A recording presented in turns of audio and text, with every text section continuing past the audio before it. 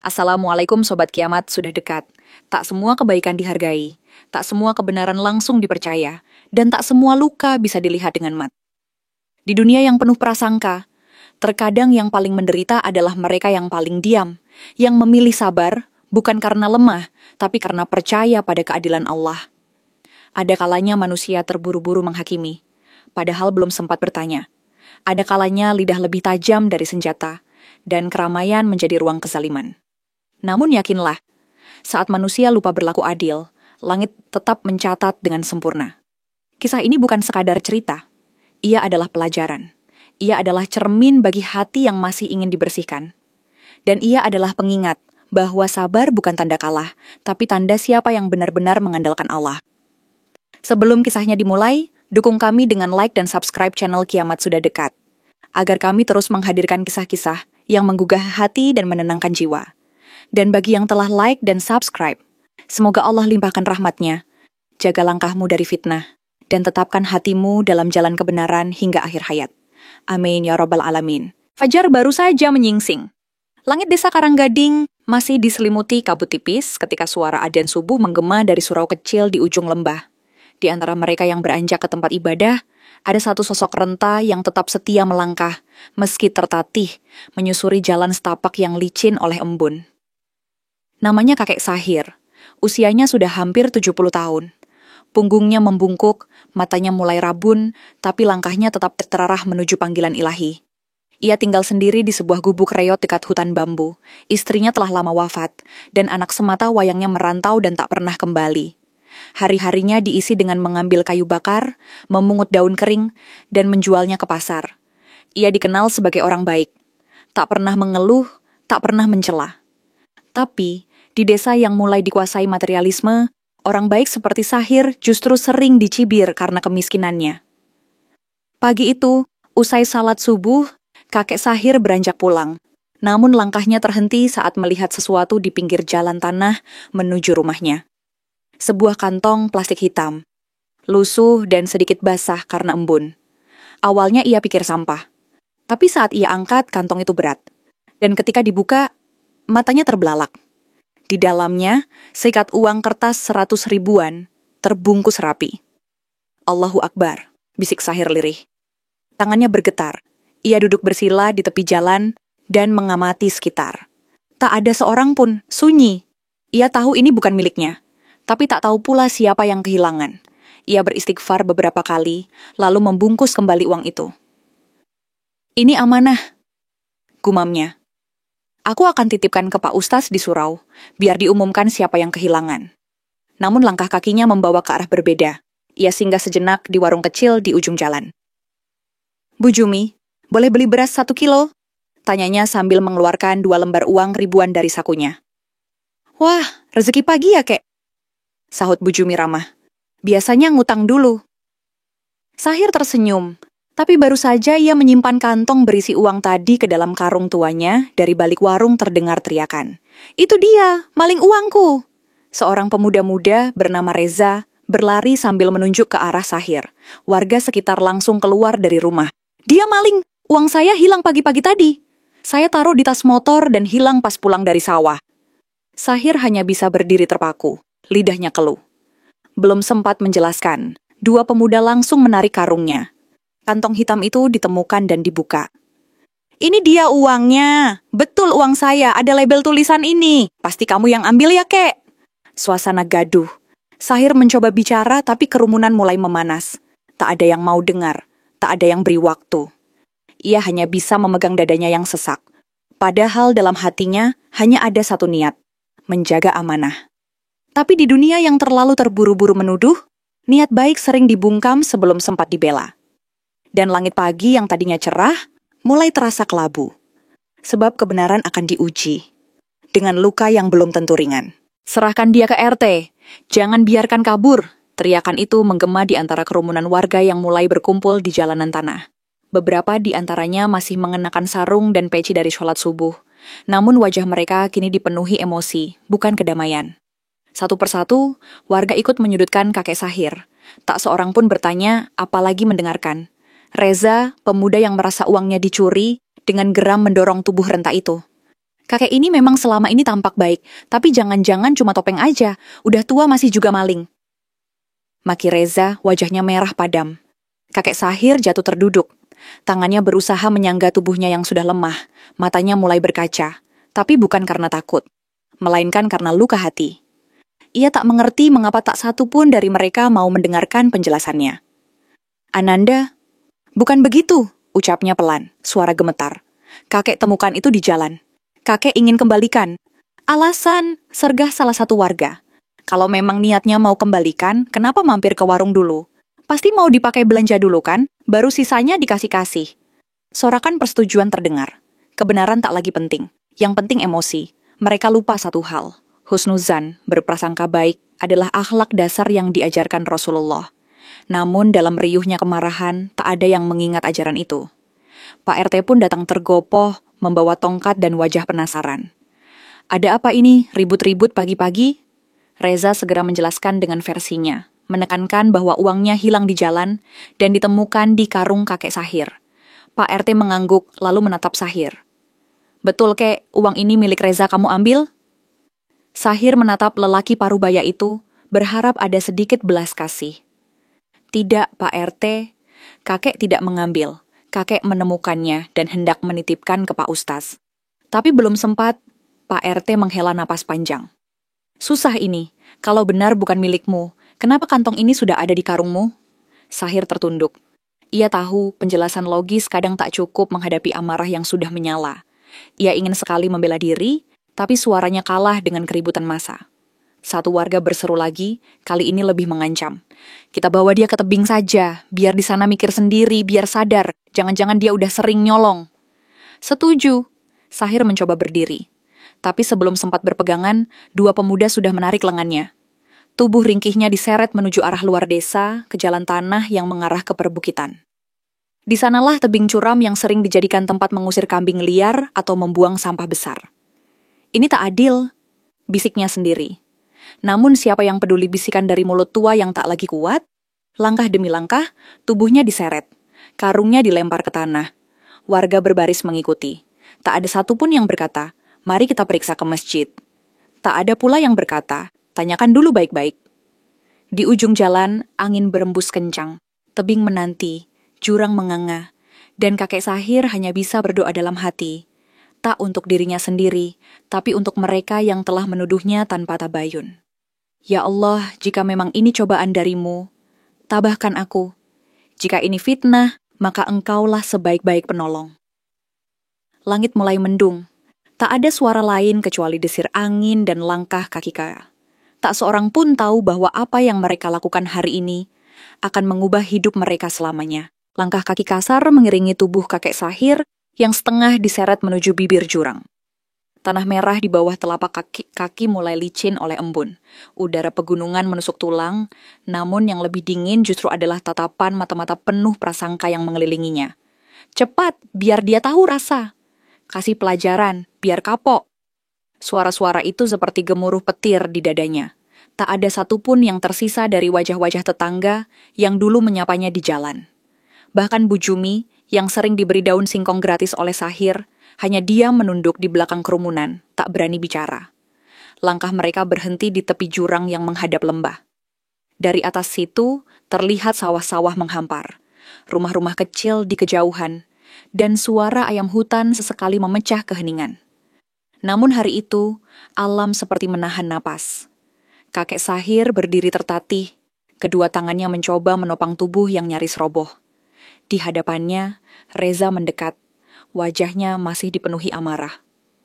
Katakan sekarang, kek, kenapa kamu ambil uang itu? Sahir menggeleng lemah. Kakek tidak mencuri, itu kakek temukan. Kakek ingin titipkan ke Pak Ustatas agar diumumkan siapa pemiliknya. Omong kosong, teriak seorang pemuda. Kalau memang niat baik, kenapa tidak langsung dibawa? Kenapa malah ke warung? Sahir menatap pemuda itu, matanya basah. Karena kakek lapar. Seharian kemarin belum makan. Tapi kakek beli pakai uang sendiri. Bukan dari kantong itu. Lihatlah, uang itu masih utuh. Namun tak satu pun dari mereka yang memeriksa. Hanya menatap seolah kata-katanya hanyalah pembenaran dari seorang pencuri tua. Dan saat itu juga, Reza melangkah lebih dekat. Dengan satu dorongan, ia menjatuhkan tubuh kakek Sahir ke tanah, nyaris meluncur ke jurang. Beberapa warga kaget, tapi tak bertindak. Tubuh tua itu berguling 2 kali, terhenti pada akar pohon besar. Nafasnya tercekat, namun Allah belum mengizinkan ajal menjemput. Reza terdiam, tangannya gemetar. Ia tidak benar-benar berniat membunuh, tapi amarah telah menutupi akalnya. Warga lain mulai ragu. Reza, jangan keterlaluan, bagaimanapun dia sudah tua. Namun sebelum perdebatan semakin jauh, terdengar teriakan dari kejauhan. Tunggu, tunggu, jangan lakukan apapun. Semua menoleh. Dari arah desa, seorang lelaki parubaya berlari tergesa. Wajahnya panik. Ia adalah Pak Ustaz Amir, imam surau desa. Di tangannya tergenggam secarik kertas dan sebuah ponsel. Begitu sampai, ia menahan napas sebentar, lalu berkata lantang, "Uang itu bukan milik Reza." Semua terdiam. Bahkan angin pun seolah ikut berhenti berhembus. Pak Ustaz melanjutkan, "Saya barusan ditelepon Pak Surya dari kampung sebelah. Anak bungsunya habis kecelakaan tadi malam, dan mereka buru-buru pulang dari kota. Uang itu jatuh dari motor mereka saat lewat jalan dekat rumah kakek Sahir. Ada tanda khusus di ikatannya, dan sudah cocok dengan deskripsi." Wajah Reza mendadak pucat. Ia menatap ke arah kantong uang yang tadi diambil dari karung Sahir. Ujungnya masih tampak bekas tulisan nama yang samar, bukan miliknya. Lalu, berarti kakek Sahir. "Iya," kata Pak Ustaz tegas. Kakek Sahir menemukan uang itu dan sempat mampir ke warung. Belum sempat ke surau untuk menitipkannya. Dan kalian, Pak Ustaz memandang semua warga dengan mata berkaca-kaca, telah menzalimi orang yang tak bersalah. Reza jatuh berlutut. Tangannya menutupi wajah, tapi tak sanggup menutupi rasa malu. Dan di ujung jurang itu, kakek Sahir masih terbaring diam. Tubuhnya gemetar, namun dari matanya tak keluar marah, hanya linangan air mata, dan keteguhan hati yang menggantungkan segalanya pada keadilan Allah. Sebab ia tahu, manusia boleh menuduh, tapi hanya Allah yang paling tahu isi hati. Langit perlahan berubah warna, awan yang tadi menggantung kelabu mulai menyingkir pelan-pelan, seolah ikut malu atas apa yang disaksikan. Di tepi jurang itu, suasana berubah, dari gaduh yang panas menjadi diam yang dingin. Dan di tengah diam itu, kakek Sahir mencoba bangkit, meski tubuhnya gemetar dan napasnya tercekat. Pak Ustaz Amir segera membantunya berdiri.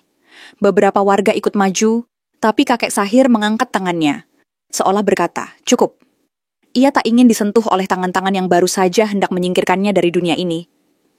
Reza menunduk, tak sanggup menatap mata tua itu. Kakinya gemetar, suaranya tercekat. "Kek, saya minta maaf." Tak ada jawaban langsung. Sahir hanya memandangnya dalam diam, lama. Namun tatapan itu bukan kebencian, bukan dendam, tapi luka yang terlalu dalam untuk dijelaskan dengan kata. "Aku sudah tua, Nak," sahut Sahir lirih akhirnya. "Hidupku sebentar lagi mungkin selesai, tapi kalian masih muda. Jangan biasakan menuduh tanpa tabayun. Satu kalimat yang salah bisa membakar hidup seseorang." Ia menunduk. Air matanya jatuh satu persatu, menyentuh tanah. Allah Maha mengetahui, tapi kalian lebih percaya pada prasangka. Beberapa warga mulai menangis diam-diam. Bahkan Bu Jumi, yang tadi hanya menunduk takut, kini berlari memeluk Sahir dari belakang. "Maafkan kami, Kek, maafkan kami." Pak RT yang tadi ikut menyudutkan hanya bisa berdiri membisu.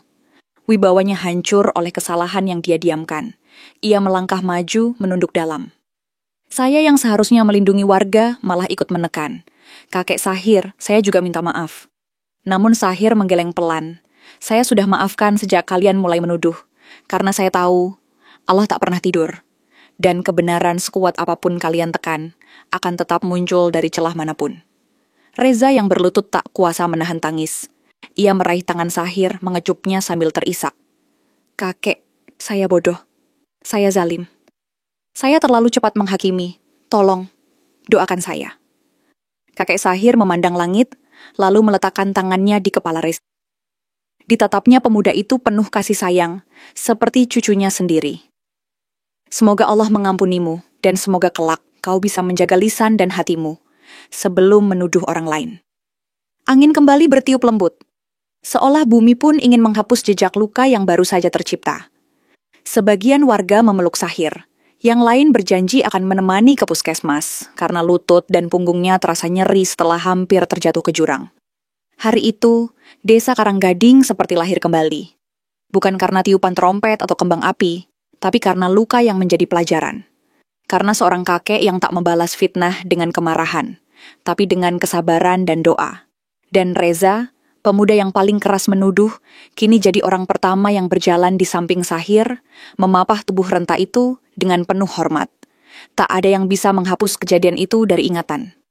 Tapi semua sadar satu hal, bahwa keadilan Allah kadang datang lewat langkah yang pelan, namun tak pernah meleset. Hari itu menjadi catatan baru dalam sejarah kecil desa Karanggading. Sejak insiden di tepi jurang itu, suasana desa tidak lagi sama. Tak ada yang bisa berjalan melewati jalan tanah menuju bukit tanpa teringat. Bagaimana nyawa seorang kakek nyaris hilang karena prasangka. Dan sejak hari itu pula, nama kakek Sahir disebut dengan penuh hormat. Bukan hanya karena usianya, tapi karena keteguhan hatinya yang memaafkan. Beberapa hari setelah kejadian, Reza rutin mengunjungi gubuk kakek Sahir. Ia membawa beras, lauk, bahkan pakaian hangat. Tak diminta balik. Bukan sebagai bentuk penyesalan semata, tapi bentuk ikhlas ingin menebus luka yang tak bisa dihapuskan begitu saja. Reza, kata Sahir suatu sore sambil menjemur daun kayu manis di belakang rumah. Kau tak perlu datang setiap hari. Tapi saya ingin, Kek. Saya belum bisa tidur sejak kejadian itu. Saya masih merasa sangat berdosa. Sahir tersenyum. Kau tidak akan pernah bisa menebus semuanya dengan perbuatan baik saja. Karena luka yang ditorehkan oleh lidah dan prasangka hanya bisa dihapus dengan taubat yang sungguh-sungguh. Reza menunduk. Kata-kata Sahir seperti menggores hati, tapi bukan untuk menyakiti, melainkan membangunkan jiwa yang terlelap. Taubat bukan hanya berhenti dari kesalahan. Nak, lanjut Sahir, tapi berjanji pada Allah untuk tidak mengulanginya, dan menjaga orang lain agar tak mengulang hal yang sama. Hari itu, Reza tak hanya pulang membawa daun-daun yang ia bantu petik, tapi juga membawa pesan yang akan ia simpan seumur hidupnya. Sementara itu, warga desa berinisiatif menggelar pertemuan. Mereka sepakat membentuk semacam lembaga kecil, semacam majelis adab desa, yang bertugas mengingatkan warga agar tidak sembarangan menuduh sebelum ada bukti. Mereka belajar dari luka, dan luka itu bernama kakek Sahir. Pak Ustaz Amir sering mengangkat peristiwa ini dalam khutbah Jumat. Ia berkata, Allah menguji kita bukan untuk melihat seberapa cepat kita menghukum, tapi seberapa dalam kita bisa menahan diri, bertabayun, dan menundukkan ego. Kakek Sahir sendiri tak pernah berubah. Ia tetap mengumpulkan ranting, tetap berjalan ke surau meski dengan tongkat baru pemberian Reza. Tapi satu hal yang berbeda. Kini langkahnya diiringi dengan rasa hormat. Tak ada lagi tawa merendahkan. Tak ada lagi bisik-bisik di belakang. Pada suatu malam, di atas sajadah tuanya, Sahir menangis, tapi bukan karena sakit atau dendam. Ia menangis karena hatinya lega. Ia merasa Allah masih menyayanginya. Karena justru dari kejadian itu, ia bisa menjadi perantara kebaikan dan perubahan. Ya Allah, doanya lirih, jika semua ini caramu memuliakan hambamu yang hina ini, maka terimalah sujudku yang penuh celah. Dan ampuni mereka yang pernah menyakiti, karena mereka belum tahu. Tapi sekarang, mereka tahu, dan Engkau maha membolak-balikan hati. Langit malam begitu tenang, dan di langit itulah doa-doa kakek Sahir naik perlahan, melewati batas-batas bintang, mengetuk pintu langit, membawa harapan seorang hamba yang memilih memaafkan, meski punya alasan untuk membalas. Karena ia tahu, balasan paling mulia bukan datang dari manusia, tapi dari Tuhan yang melihat segalanya. Tak semua luka harus dibalas dengan luka. Tak semua hinaan harus dijawab dengan kemarahan. Ada yang lebih tinggi dari itu semua, sabar dan maaf yang lahir dari iman. Kisah kakek Sahir bukan sekadar cerita tentang seorang tua yang difitnah. Ini adalah cermin bagi siapa saja yang pernah tergesa menilai, pernah ikut arus prasangka, dan pernah lupa bahwa Allah tidak melihat rupa, tapi hati. Dari tubuh renta yang nyaris didorong ke jurang, lahirlah pelajaran bahwa mulut bisa lebih tajam dari pedang. Tapi juga, dari mulut yang sama bisa keluar doa yang mengubah hidup banyak orang. Reza tak pernah benar-benar bisa menghapus apa yang ia lakukan. Tapi ia berubah. Ia menjadi lebih berhati-hati, lebih rendah hati dan lebih lembut dalam menyikapi orang lain. Ia belajar bahwa mencurigai itu mudah. Tapi mempercayai adalah keutamaan yang membutuhkan hati yang besar. Warga Karanggading pun berubah. Mereka kini lebih terbuka, lebih saling menjaga, dan tidak lagi mudah percaya pada keramaian yang gaduh. Karena mereka pernah melihat sendiri bagaimana satu orang nyaris kehilangan nyawanya hanya karena yang lain terlalu cepat menyimpulkan. Dan kakek Sahir tetap hidup sederhana, tapi dari kesederhanaannya Allah memuliakannya.